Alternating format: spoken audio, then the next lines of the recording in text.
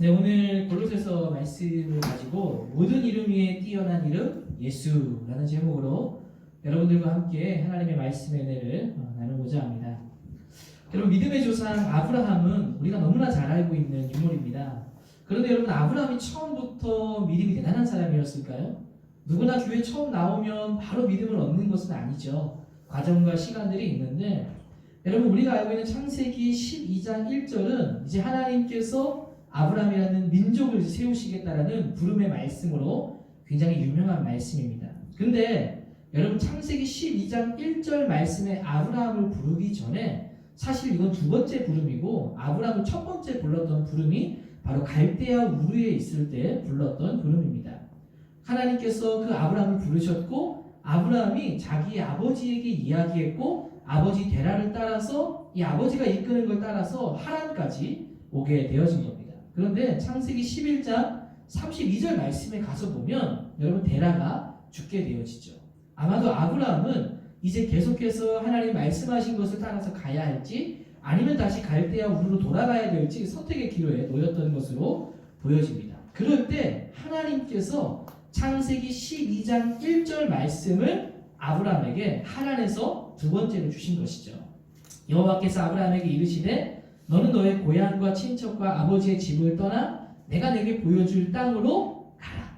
여러분, 이 아브라함이 하란에서 아버지가 죽음으로 인해서 어떻게 할지 망설이고 있었을 것인데, 하나님께서 아브라함에게 다시금 부르심의 말씀을 주심을 통해서 다시 그를 이끌어가고 있는 겁니다.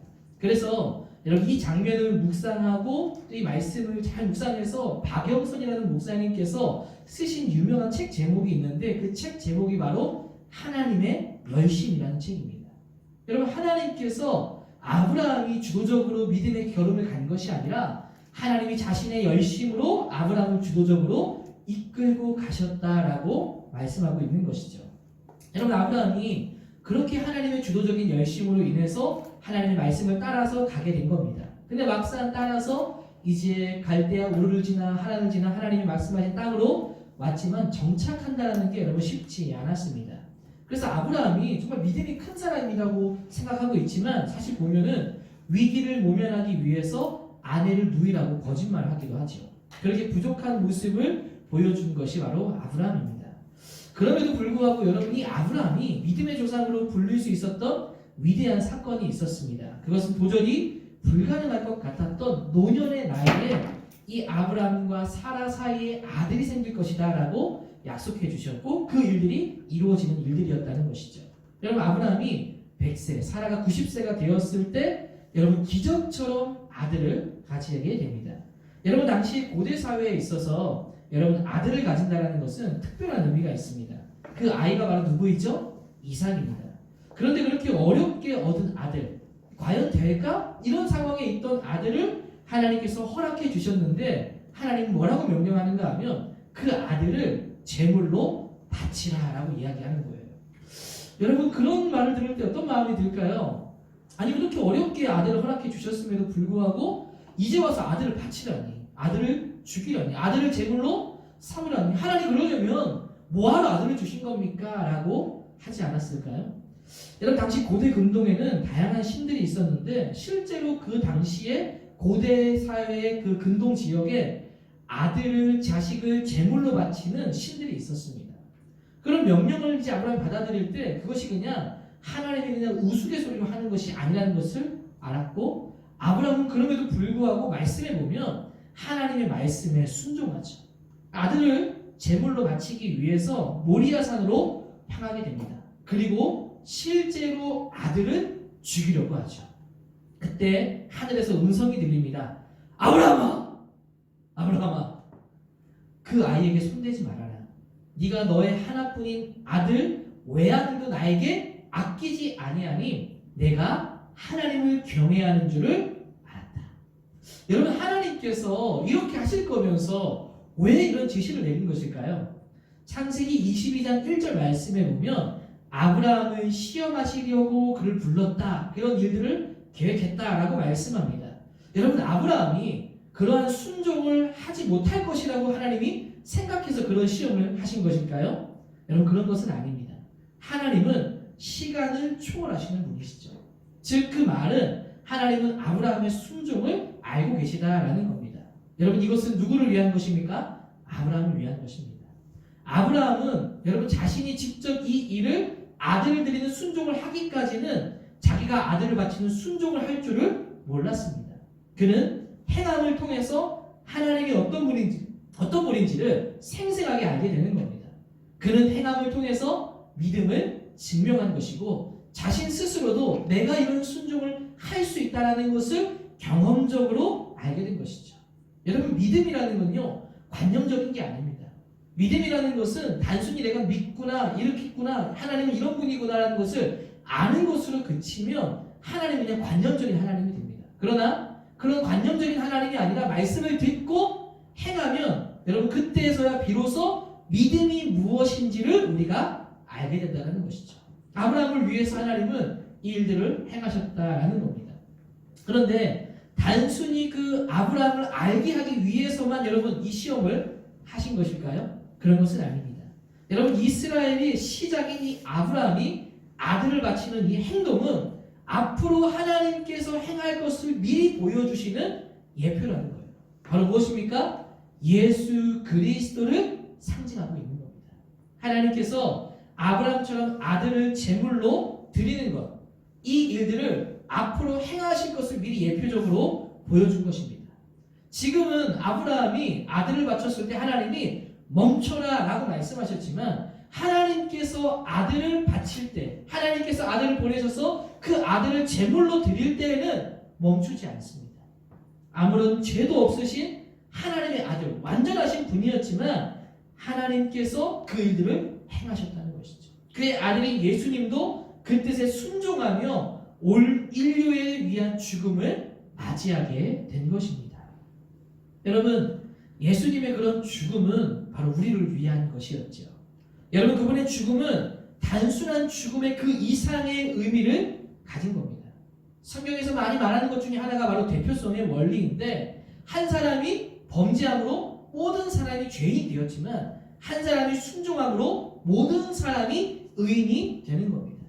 예수님의 죽으심으로 하나님의 아들이 죽으심으로 우리를 대신해서 대표로 죽으심으로 이 모든 문제들을 해결해 주셨다는 것이죠. 그래서 예수님의 죽음과 그 예수님의 묵상을 할 때면 여러분 우리의 마음은 숙연해질 수밖에 없습니다. 왜 그렇습니까? 나를 위해 죽어주셨잖아요.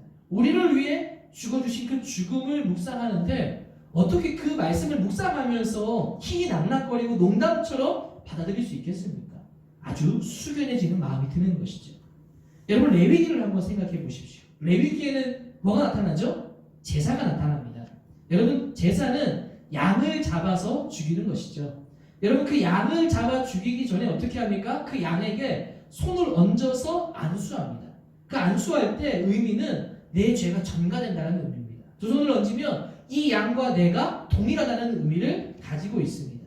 그래서 이 양을 죽일 때 어떻습니까? 이 양은 내가 죽는 거예요.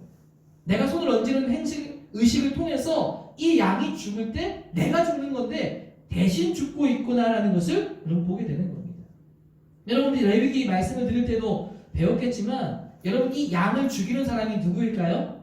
만약 내가 제사장이고 여러분들이 그 제사를 드리는 제사자라고 한다면 여러분들이 양을 가지고 저에게 찾아올 겁니다. 제사장에게. 그리고 이것을 하나님 앞에 드리기 위한 번제나 소제나 이런 것들을 드리게 되겠죠. 여러분 그때 그 양을 잡아서 죽이고 각을 뜨게 되는데 그것을 누가 하는 걸까요? 제사장인 제가 하는 걸까요? 그 양을 들고 나온 여러분들이 하는 것일까요? 이 당시의 구약의 제사의 양을 죽이는 사람은 제사장이 아닙니다. 바로 양을 들고 나온 여러분들이 하는 거예요. 바로 여기에 찾아온 이스라엘 백성들이 그 양을 가지고 왔을 때 자신들이 이 양을 죽이는 행동을 하는 겁니다. 그리고 드리고 바치는 거죠. 여러분들이 양을 가지고 와서 한 손을 얹고 두 손을 얹고 그 다음에 양을 칼로 죽이고 피를 흘리는 걸 볼 때 여러분 어떤 마음이 들까요? 이 양이 나를 대신해서 죽는다고 기도했습니다. 이게 나를 대신해서 내 죄값을 치르기 위해서 죽는다고 했습니다. 그리고 그 양을 죽입니다. 그때 이런 묵상을 해야 되는 거죠. 내가 이렇게 죽어야 되는데 나 대신에 이 양이 죽는구나. 그러니까 여러분 우리는 피를 흘리는 양 앞에서 그 볼 때마다 숙연해질 수밖에 없는 겁니다. 바로 이 레위기 제사는 여러분 무엇을 보여줍니까? 예수님을 보여주고 있는 겁니다. 예수님을 상징적으로 보여주고 있는 거예요. 왜 그렇습니까? 예수님께서 어린 양이 되어서 어떻게 하셨어요? 우리를 대신해서 죽으신 겁니다. 바로 예수님께서 어린 양이 되신 거죠. 그래서 레위기 말씀을 제대로 이해할 때 우리는 신약에 예수님이 어떤 의미로 죽는지를 제대로 알 수 있습니다. 예수님께서 십자가 위에 죽으신 거예요. 그 왜 죽은 겁니까? 그 자리에 누가 있어야 되는 겁니까? 내가 있어야 되는 거예요. 우리가 그 자리에 있어야 하는데 예수님께서 그 자리에 가셔서 대신해서 죽으신 겁니다. 그래서 대신 죽었다고 해서 대속죄, 대신 속죄해 주셨다는 것이죠. 바로 그것을 우리가 묵상하는 겁니다. 내가 죽어야 하는데 예수님이 죽으셨다. 여러분, 그런 예수님의 죽음을 묵상할 때 우리는 숙연해질 수밖에 없고 깊은 감사를 드릴 수밖에 없습니다. 왜 그렇죠? 좀 더 예를 들어보면 이런 겁니다. 여러분들이 병원에 갔는데 막상 제가 병원에 갔는데 어떤 진단을 받았느냐? 암을 진단받았다는 거예요. 아니면 치료를 받을 수 없는 불치의 병을 진단받았다고 한다면 어떻게 될까요? 아마 다리에 힘이 풀리고 삶이 무엇인지 생각하게 될 겁니다. 그리고 이런 생각을 하겠죠. 그동안 죽음에 대해서는 생각해보지 않고 그냥 살아왔다면 그때는 죽음에 대해서 생각하기 시작하는 겁니다. 죽음을 진짜 내 앞으로 직면하게 되는 거예요. 그런데 여러분, 의사가 뭐라고 말하는가 하면 그러나 걱정 마십시오. 나을 방법이 있다고 이야기하는 겁니다. 신약이 개발되었고 치료제가 나오게 되었고 이 불치의 병은 회복될 수 있는 치료제가 개발되었습니다. 여러분, 그러면 어떤 마음이 들까요? 감사가 나올 수밖에 없죠. 너무 감사한 거예요. 야, 죽음에서 갑자기 생명을 얻게 된 듯한 이제 다시 삶을 새롭게 살아야겠다는 마음이 여러분 일어나지 않을까요? 바로 예수님의 죽음을 묵상할 때 우리는 숙연해집니다. 그리고 동시에 그 죽음의 의미를 깨닫게 될 때 감사하게 되는 겁니다. 내가 죽어야 될 죽음, 그 피를 보면서 우리의 마음은 숙연해지지만 그 피의 의미가 무엇인지를 깨달으며 내가 죽어야 될 죽음을 대신 죽으신 그 예수님 때문에 내가 다시 살게 됐구나. 내가 다시 사망에 있다가 생명으로 이르게 되었구나. 감사가 여러분 나오게 되는 겁니다. 여러분, 이렇게 중요한 예수님, 여러분 이 예수님을 우리가 가볍게 생각할 수 있을까요? 우리가 예수님을 묵상하고 예수님의 이야기를 들으면 들을수록 우리는 어떻게 해야 될까요? 더 깊게 예수님 앞에 나아가야 되는 것이죠. 그런데 예수님이 중요한 것을 우리가 다 알고 있지만 그런데 여러분, 우리가 예수님을 그렇게 중요하게 생각하고 있느냐? 그런 면에서는 우리가 참으로 부족하다라는 겁니다. 여러분, 우리는 예수님을요 어느 정도로 생각할까 하면 소중한 물건 하나에 지나지 않는 분으로 여길 때가 많다는 겁니다. 예를 들면 이런 거예요. 여러분, 수능 시험을 앞두고 학생들 중에 이런 이야기를 듣습니다. 이번에 수능 마치면 엄마가 아빠가 스마트폰 최신형으로 바꿔준다, 사줄게 라는 이야기를 하는 겁니다. 그래서 수능을 마치고 여러분 드디어 어떻게 됩니까? 원하던 스마트폰을 소유하게 되었습니다. 여러분, 새로 샀고 너무 비싸고 고가이고 최신폰이니까 기분이 어떻습니까? 너무 좋은 겁니다. 이리 만져보고 저리 만져보고 어떤 기능이 있는지를 막 만져봅니다. 근데 여러분, 아무리 스마트폰이 소중하다고 해서 여러분 그것이 없으면 못 사는 겁니까? 그거 없어도 살아가긴 살아갑니다. 망가지면 속상하긴 하지만 그것 때문에 며칠을 막 슬퍼하지는 않습니다. 그리고 며칠을 쓰다 보면 이제 있는 등 없는 등 사용하게 됩니다. 없으면 불편하지 그것 때문에 불안하고 힘들어하지는 않는다는 겁니다. 여러분, 놀랍게도요 예수님을 그런 정도로 여기고 있다는 거예요. 소중한 건 알아요. 예수님이 중요한 분인 건 알아요. 그런데 그분 없이도 살만한 겁니다. 너무나 예수님이 소중하다는 것은 알지만 그분에게 내 생명을 걸 만큼 중요한 분으로 여기지 않는다는 거예요. 그것이 우리가 바라보는 예수님의 모습일 수 있다는 겁니다. 여러분, 왜 이 이야기를 드리는가 하면 오늘 읽은 이 골로새서 말씀이 바로 이런 내용입니다. 골로새서에 있던 교인들이 그랬습니다. 딱 여기까지가 예수님이시다라고 여겼어요. 어떻게? 예수님이 이야기를 들으면 위대한 분인 거 알았습니다. 예수님이 우리를 위해 죽으신 분 알았습니다. 우리를 위해 소중한 분인 줄 알았습니다. 그런데 그들의 마음속에 생각 속에는 예수님께서 중요한 분인 것은 알지만 그냥 뭐 모세라든지 뭐 부처라든지 모하메드라든지 뭐 이런 수준으로 예수님을 놓았다는 거예요.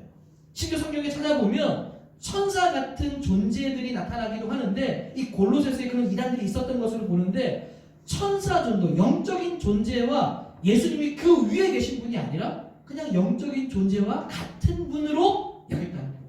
그러니까 예수님이 중요한 건 알지만 그냥 예수님은 위대한 성인, 그냥 영적인 존재와 같은 동급으로 예수님을 생각했다는 겁니다. 여러분 이것에 대해서 사도 바울이 골로새 교인들에게 쓴 것입니다.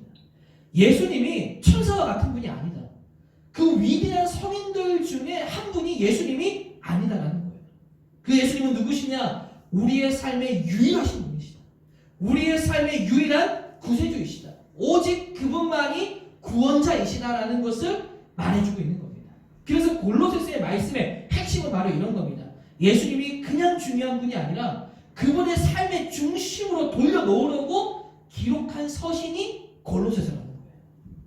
여러분 그래서 오늘 읽었던 골로새서 16절 말씀에 보면 이런 표현을 하죠. 만물이 그에게서 창조되되 하늘과 땅에서 보이는 것들과 보이지 않는 것들과 혹은 왕권들이나 주권들이나 통치자들이나 권세들이나 만물이 다 그로 말미암고 그를 위하여 창조되었고. 여러분 이런 말씀이죠. 다른 어떤 만물도 예수님을 뛰어넘을 수 없다는 거예요. 여러분 마지막에 뭐라고 말합니까? 그를 위하여 창조되었고 이 그가 누굽니까? 예수 그리스도라는 거예요. 너희들이 생각하는 그냥 위대한 성인 영적인 존재 그 위에 계신 모든 만물을 창조하시는 분, 그리고 그 창조된 게 무엇 때문에 창조되었냐? 바로 그 예수님을 위해서 이 모든 만물들이 창조되었고 시작되었다는 거예요. 예수님 때문에 이 세상이 시작되었다. 예수님 때문에 이 세상이 존재한다. 그분을 위해서 이 세상이 존재하기 시작하였다라고 이야기하는 겁니다. 예수님보다 뛰어난 것이 없다라는 것이죠. 바로 모든 이름 위에 뛰어난 이름, 바로 그 이름이 누구냐? 예수 그리스도라는 겁니다. 여러분 23절 말씀에도 뭐라고 기록합니까? 만일 너희가 믿음에 거하고 터 위에 굳게 서서 너희 들은 바 복음의 소망을 흔들리지 아니하면, 너희들이 그 세상에 들려오는 예수님도 그냥 이런 분들 중에 한 분이야 라는 것을 뛰어넘어서 그 복음의 소망에 흔들리지 않으면, 즉 너희의 삶을 예수님의 중심으로 놓는다면 너희는 하나님 나라의 일꾼이 될 것이다. 하나님 나라의 주역이 될 것이다 라고 말씀하고 있는 겁니다. 여러분 우리의 예수님은 그저 소중한 존재, 대단한 분 이 정도로 여겨서는 안 된다는 거예요. 여러분 그래서 예수님을요 우리의 삶의 중심으로 완전히 옮겨 놓아야 합니다. 그분이 우리의 삶의 생명인 것을 우리가 날마다 기억해야 됩니다. 어떻게 해야 될까요? 예수님을 묵상할 때 깊이 있게 묵상해야 되는 거예요. 저 자리에 내가 있어야 되는데 예수님이 계시구나. 내가 죽어야 되는데 예수님이 대신 죽으셨구나. 이 모든 사망의 권세를 깨고 예수님께서 그 사망 권세를 깨고 부활하셨구나. 여러분 이 말씀이 날마다 우리에게 새롭게 다가와야 되는 거예요. 여러분 크리스토퍼 라이트라는 굉장히 유명한 목사님이 계십니다. 하나님의 선교라는 아주 유명한 저술가이기도 한데 그 목사님이요 성경을 얼마나 많이 공부했겠습니까? 근데 그분이 이렇게 얘기했습니다. 자기는 예수님을 묵상할 때마다 내가 오늘 처음 읽는 말씀인 것처럼 읽으려고 노력한다는 거예요. 오늘 내가 예수님 이야기를 들으면 그 이야기가 평상시 내가 알던 예수님, 뻔한 스토리, 그냥 내가 알고 있던 그 스토리, 결론이 이런 스토리, 예수님 믿어야 되는 스토리, 이게 아니라는 거예요. 오늘 처음 본 분처럼, 오늘 내가 처음 접하는 것처럼 그 말씀을, 예수님을 묵상한다는 거예요. 끊임없는 노력을 하고 있는 것이죠. 여러분 이제 곧 성탄절입니다. 여러분 이 날은 어떤 날입니까? 연인끼리 데이트하고 우리가 하루를 즐겁게 보내려고 정해놓은 날입니까? 여러분 그런 날이 아니죠. 성탄절은 말 그대로 예수님께서 태어나신 날입니다. 그분이 이 땅에 오신 가장 위대한 날입니다. 물론 12월 25일이 예수님께서 실제로 태어나신 날은 아닙니다. 그러나 우리가 전통을 따라서 이 날을 정하고 예수님의 탄생을 기억하고 기념합니다. 여러분 왜 오셨습니까? 그분이 오신 날은 어떤 날입니까? 이 날은 새로운 역사가 시작되는 날입니다. 여러분 구약에서는요 오실 메시아, 바로 예수님을 고대하는 말씀입니다. 2000년의 역사에 넘는 기간 동안에 그분이 오시기를 간절히 고대했고 성탄절이 되어서 드디어 그 예수님이 오신 겁니다. 그 예수님이 오심으로 말미암아 그동안에 얽매여있던 모든 문제들이 해결되고 새롭게 거듭나는 날이 된 것입니다. 바로 성탄절이 그런 날이라는 것이죠. 이 성탄절을 여러분 그냥 묵상할 수 있겠습니까? 예수님을 깊이 있게 묵상해요. 새롭게 오늘 나에게 다가오는 예수님으로 받아들이지 않으면 내 삶의 중심으로 예수님이 오지 않는 거예요. 그냥 뻔한 중요한 분인 거 나도 알아요 정도로 멈추는 겁니다. 있어도 그만 없어도 그만인 분으로 전락해버리는 거예요. 그런 게 아니라 내 삶의 중심으로 예수님을 모셔와야 된다는 거예요. 여러분 그래서 진짜 필요한 게 공감이라고 생각합니다. 여러분 사랑과 사리에 필요한 것도 뭡니까? 공감 능력이에요. 말씀을 묵상할 때 이 그리스도의 위대함이 공감이 돼요. 아 그렇구나.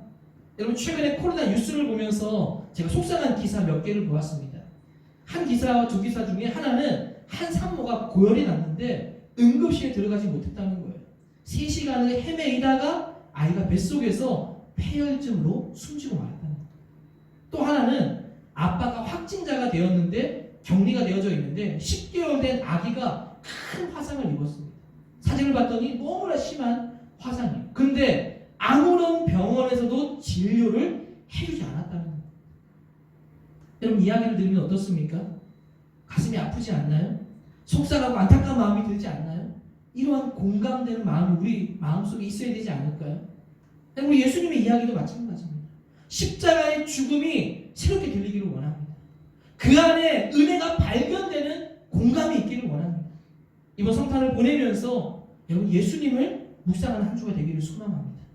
그래서 아브라함이 그 아들을 드릴 때 그 마음을 한번 생각해 보시고 하나님께서 실제로 아들을 주기까지 보내셨던 그 마음을 우리가 공감할 수 있었으면 좋겠습니다. 이제 내가 소중히 여기는 물건 정도로 여기는 예수님이 아니라 위대한 사람들 중에 한 사람이 아니라 있어도 그만 없어도 그만인 그분이 아니라 내 삶의 진짜 주인이 되시는 예수님, 그분이 우리에게 묵상되기를 소망합니다. 여러분 한 주 동안에 정말 온 마음을 다해서 섬기는 묵상이 있기를 소망합니다. 내 삶의 중심으로 자리 잡는 예수님. 여러분 그런 예수님이 우리의 삶의 주인이 될 수 있기를 원합니다. 여러분 그냥 읽는 것이 아니라 새롭게 예수님 말씀을 묵상하고 정말 이번 한 주 동안에 이 성탄의 의미를 생각하며 이 땅에 오신 예수님을 한번 정말 깊이 있게 묵상하며 하나님 나아가게 되기를 원합니다. 그래서 있어도 그만 없어도 그만의 예수님이 아니라 진짜 내 삶의 주인 되시는 예수님. 그러한 소망을 이 시간 이 한 주 동안 간절하게 품게 되기를 주의 이름으로 축복합니다. 우리 같이 한번 말씀을 기억하면서 기도하도록 하겠습니다.